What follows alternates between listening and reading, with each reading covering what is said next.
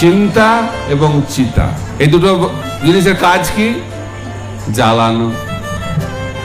চিতা কাকে জ্বালায়? মৃত শরীরকে জ্বালায়।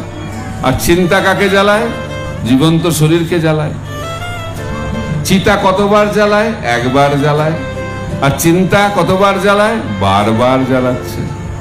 তাও মনে হচ্ছে না, মনে হয় আমি ভালো হব, আমার জীবনটা খুব সুন্দর হয়ে গড়ে উঠবে। এই চিন্তাতে জীবনটা কেটে যাচ্ছে। খালি এক জীবন না, বারবার বারবার আমরা চেষ্টা করে যাচ্ছি ভালো থাকার, কিন্তু ভালো থাকা যাবে না। কেন থাকা যাবে না?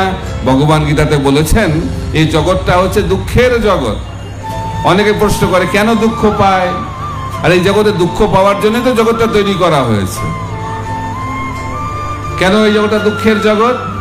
কারণ এই জগৎটা হচ্ছে অশাশ্বতম, এই জগৎ হচ্ছে অনিত্য। কোনো কিছু এখানে স্থায়ী নয়। যে জিনিসটা স্থায়ী নয় সেই বিষয় থেকে আমরা কখনো সুখ বা শান্তি বা আনন্দ লাভ করতে পারি না।